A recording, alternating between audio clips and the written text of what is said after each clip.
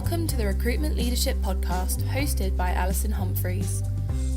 The Recruitment Leadership Podcast is here to help those in the recruitment industry gain awareness and understanding on the hot topics faced by those in the business of hiring people. In each podcast, Alison Humphries is joined by a fellow expert to offer professional knowledge, insight and advice on the biggest subjects affecting recruitment agencies. Topics covered include IR35, protecting your recruitment business, and the different challenges facing the recruitment industry. It's the podcast to listen to for recruitment business frontrunners looking for expert information from industry-leading advisors. Welcome to the Recruitment Leadership Podcast.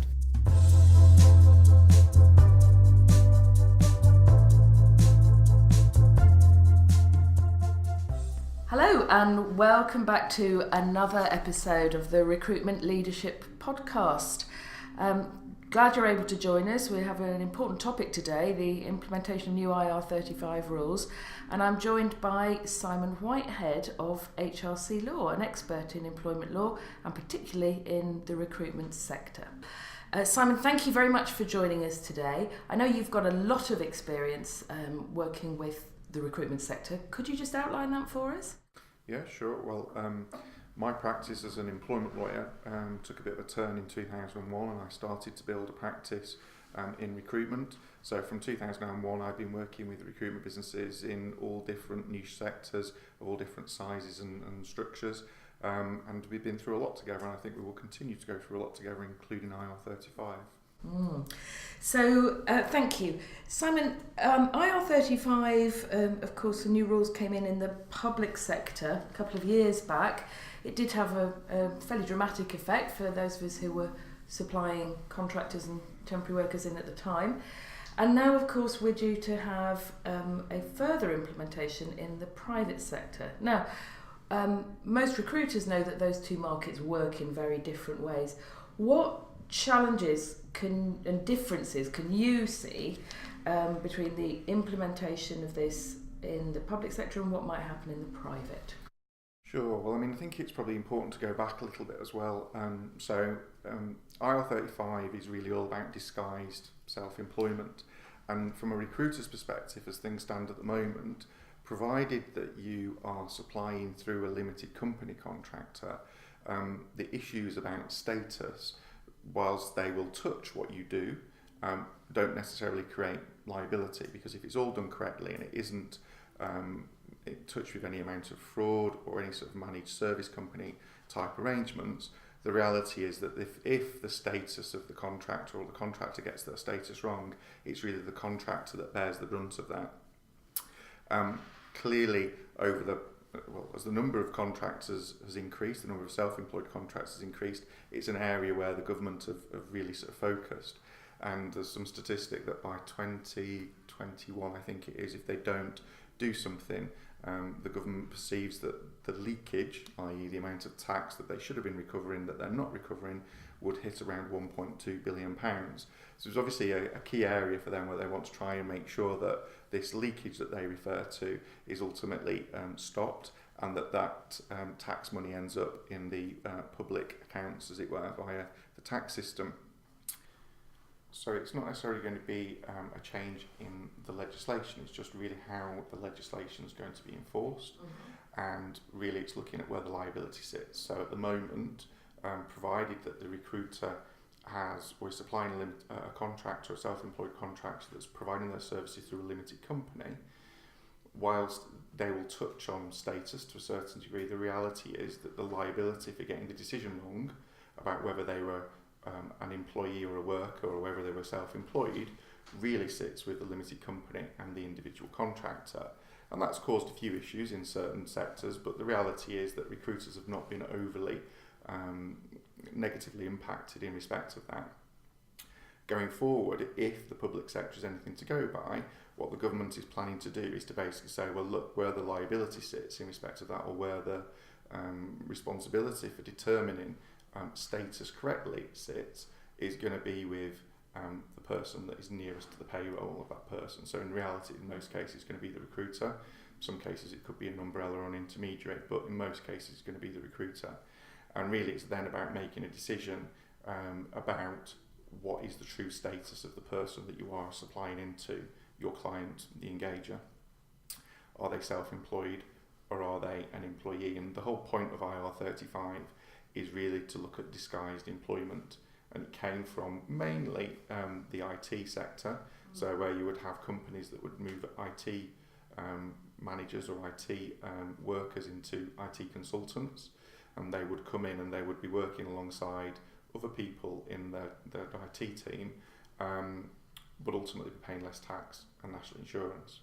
And the idea of IR35 is to look and say, well, actually, if they walk, talk, and sort of quack like a duck, then ultimately they are a duck, they are an employee, and they should be paying tax and national insurance as such. And that's been forgotten, I think, in the sort of increase in the number of self-employed contractors that's out there, because it is a positive choice for lots of people now, because it gives flexibility. And up until recently, and these changes means that it's a more tax efficient way of supplying services into a company. And I think, you know, what we'll see is a change. And again, we don't know how that's going to change at the moment. So what the government are planning to do, so we know it's going to come in April 2020. What the government are planning to do is to consult during the summer of 2019. So that will be a key sort of point in time when recruiters and those people affected by these changes will have the ability to put their voice forward. And then we'll see the detail coming in the finance bill ready for April 2020. But we do know that the government's intention is that in a long way they will mirror what was happening in the public sector, because they perceive what's happened in the public sector to be a great success. I wouldn't necessarily say that we agree. I'm sure some of our listeners will have very different opinions about that. Okay, so to generalise, I think it would be fair to say that with the huge variety of assignments and clients that recruiters in the private sector work with, there are going to be more shades of grey around tax and employment status than you can see in the public sector. So a number of business owners will be saying, well, what is it exactly that I'm going to have to check and document with my workers and my clients before I can safely put someone out? And I think there lies the root of the problem. And for me, for a long time, what I've been saying around all of this is that really the government need to tackle the definition of what self-employment is. So we've got to this situation where it's very unsatisfactory, but we have a different definition of self-employment for tax purposes to self-employment for employment law purposes. And that causes massive confusion all the time, to the point where some solutions that are put out there by umbrella companies in the past have gone completely down the tax path of a definition of employment and completely forgotten about the definition of employment from an employment law perspective. And that's sort of what you're seeing with the recent cases around sort of Deliveroo and Uber, those sort of very gig economy platform-based engagement models, where, you know, being highly critical potentially of what they've done, you'd say, well, it works from a tax perspective, but they've missed the point as far as the employment law is concerned, and sort of missed the idea that in the UK we sort of have three different status. You've got self-employment, employment, and then in the middle worker status. And I think that has been forgotten about, and the reason it's been forgotten about is because people have concentrated on the definition from employment for tax and forgotten about definition of employment for employment law purposes. Now, the government have recognised this, and in the Good Work Plan that we referred to in the last podcast, that's one of the things that have been suggested in there, is that they will look at the definition of status and align the definition from a tax and an employment law perspective. I think that is to be, that's a really good positive step forward. Obviously the devil's in the detail and it depends what that definition looks like, but move into a situation where we only have one definition to deal with will make it, or should make it easier for recruiters and recruitment consultants considering this thorny issue. It'll at least give them a bit more cogent and individual sort of ability to look at something rather than have to think of two sets of legislation. Which often contradict each other, don't they? Absolutely, yeah. And you know, the other thing is that the government have said around IR35 and the Good Work Plan is that they are committed to increasing the user friendliness of their CEST tool. So for a long time, you've been able to go on HMRC's website and to put in facts relating to a specific supplier, a specific assignment, and it will give you a guidance as to whether someone is employed or self-employed. When the rules changed around travel and subsistence and IR35, they increased or beefed it up, if you like, that tool, so that ultimately if you go in there and the proviso is you answer the questions accurately and correctly, you are able to rely on the results, if you like. If that tool says you are self-employed for the purposes of tax, then you can put that in your file and say, well, look, I've done the test and here it is. The reality is, in practice, is that it's a very hard tool to use, because the test for employment as it exists at the moment, or self-employment, is very subjective, and it very much depends on the circumstances. And if you think about the volume potentially of contractors and the need to get contractors out on assignment, it can be very difficult to gather all the information, input the information, and get an accurate response out of that online tool. And that's the best we've got at the moment. So again, I reserve judgment, because I don't think it's going to be that easy to create an online tool that is all singing or dancing and makes life easier for the recruiter. But at the same time, if they're going to change the definition of employment and self-employment, that to me is the key. And if they do that correctly, then hopefully the online tool may be much better than it is at the moment, and the clarity and certainty that recruiters can move forward with is going to be significantly increased. Right, so what you're saying then is, as part of the consultation, a good outcome would be to clarify those definitions first, and then the CES tool would be more effective. Yeah. And it's up to them really which way around they do it, but for me the definition has to be simplified and made easier. And if that is the case, and the only downside with that, of course, is that they oversimplify it, which means that they achieve an objective by getting everyone on payroll by virtually making it a bit like America, in that it's virtually impossible to manipulate status. You are an employee until such time as you can establish that you are self-employed. Right. And that would be the only risk with making that definition easier to use, is that the default position may be that the way they make it easier is just to make it more difficult to classify people as being self-employed. Yeah, which would probably not be a great outcome for many recruiters. No, absolutely. Okay, now just on this topic of definitions, the new rules are intended to apply only to large, in quotation marks, companies. How do we think that's going to be interpreted? We understand that their intention, again subject to the consultation, what comes in the final bill, but certainly the HMRC or the government stated intention is that they'll use the definition that's within sort of the company's legislation, the corporate governance rules. So there are 3 criteria: that you have turnover in excess of 10.2 million, that you have more than 50 employees, or that your balance sheet or assets are more than 5 million. I think it's 5.1 million. And to be a large company, you've got to have 2 out of those 3. And that means that the smallest companies are going to be exempt, so it will lead to a 2-tier system. The reality is, though, if I think about most of my clients and their clients, I think most people that are engaging regularly with contractors are likely to fall into the big company criteria, and therefore it will be relevant. And again, it adds a level of admin, if you like, or check-in from a recruitment company's perspective, because they're going to have to verify if a client comes along. You're going to have to ask the questions around size and how big you are and where do you fit, and then you're probably going to have to do some verification of that to make sure that you're satisfied that actually you are supplying on the correct basis moving forward. And I can think of some areas where perhaps it will be exempt. So for instance, we've got a client that supplies locum vets and locum veterinary nurses. Well, it's likely that the independents will fall within the small company. Some of the larger groups will probably fall into the large company.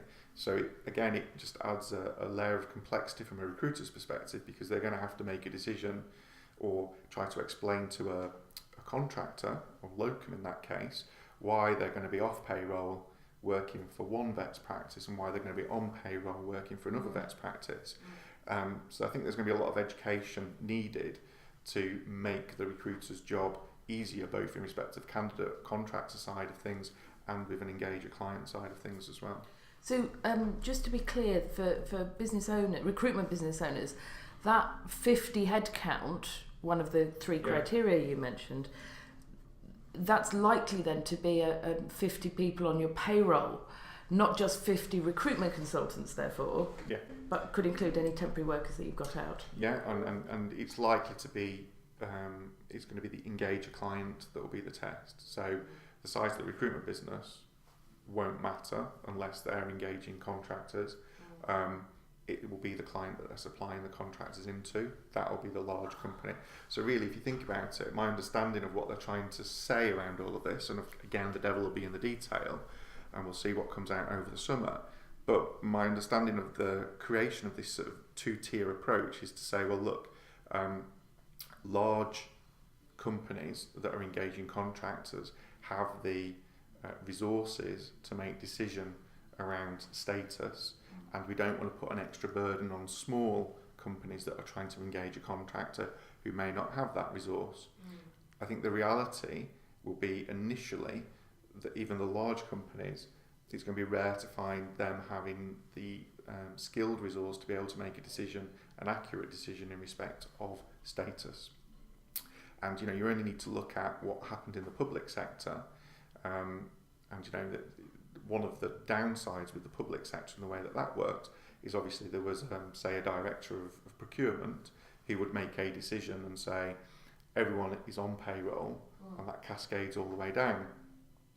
And in some respects that was good because it created certainty, and it meant that all recruiters supplying contractors in were doing it on the same basis. The problem that it created was that the contractors said, hang on a minute, I don't agree with the decision on my status on this particular assignment. I think I am self-employed and therefore I should be off payroll. And what that's led to are a number of claims from contractors against recruiters saying that actually you've made some unlawful deductions from my wages. Because of course the requirement of all these changes is that if you decide that someone actually is an employee for the purposes of IR35, then you have to deduct tax and national insurance at source and account direct to HMRC as you would do someone who you definitely said was an employee or a worker. And the contractors have turned around and said, well, actually, I think you've got the decision wrong. Actually, I think I was and I am self-employed and therefore should have been paid off payroll. So those deductions that you're making at source and paying to HMRC, actually they're unlawful and I want them back. And those claims are now making their way through the employment tribunals, where contractors are pursuing the recruiters to basically say, I want my money back. And what have been the success rate of contractors in that position? We've not really seen them come to fruition yet. The difficulty is, and sort of out of my area of expertise, is it's more sort of tax.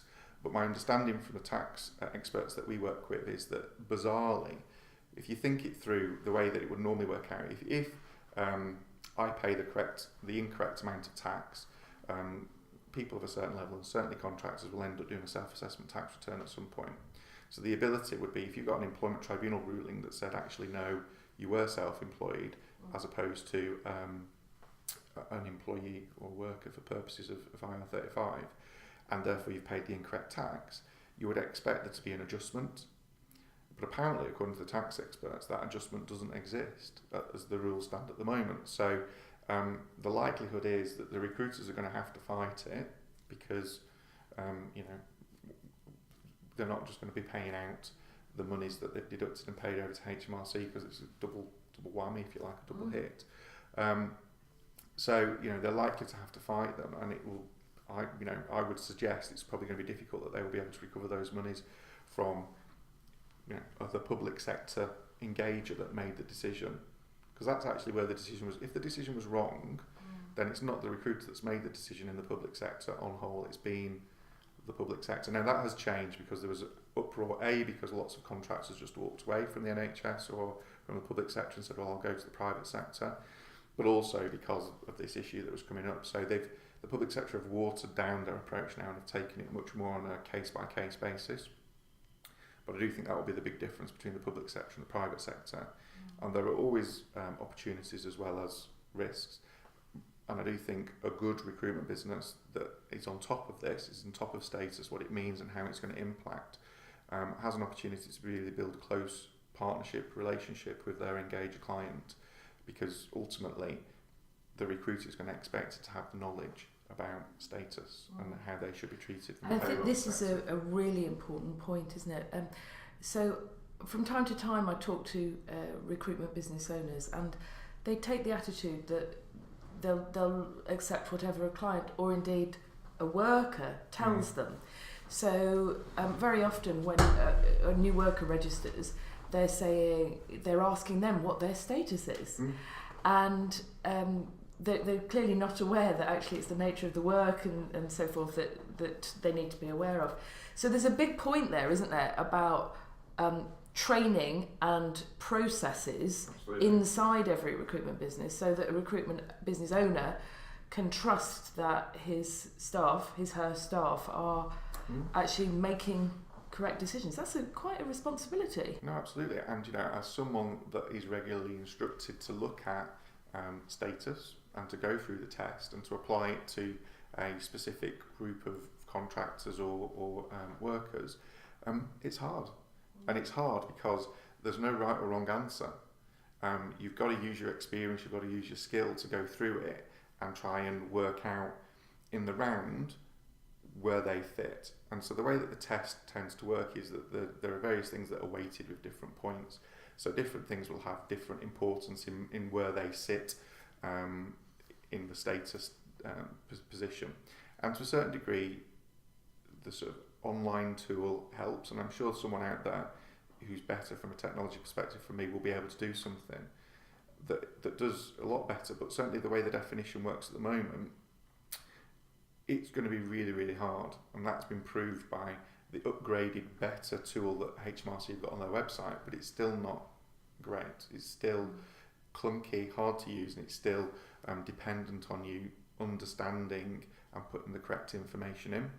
And I have seen situations where understandably consultants have felt under pressure for one reason or another and have not necessarily understood the importance of the information that they're submitting to that online tool, and have created a situation where they've got the answer that they wanted. And as things stand at the moment, then not great, but at the same time liability from the recruitment business's perspective is relatively minimal. You're potentially going to have an aggrieved contractor, but generally it would be the contractor that's pushing to be self-employed. I think moving forward, those liabilities could look a lot more chunky and a lot more frightening. And process and training is going to be key to being able to trust from business owners' perspective that your team are not exposing you to significant liabilities, because they're going to be under pressure from all sides.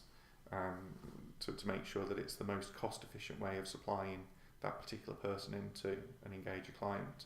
And each business is going to have to make a decision about where their line is, really. Okay, so just to summarise some key points, this has been really interesting actually. Number one, I think that you mentioned the consultation process that will take place in 2019, and I would urge recruitment business owners to take part in that. There are lots of routes by which they can do it. Absolutely. So to look out for invitations to do that, because that's how government receives feedback on these proposals. Simon, you referred to our earlier podcast on the government response to the Taylor report. So if there are any listeners who haven't heard that, I would strongly recommend that you listen to that in conjunction with this.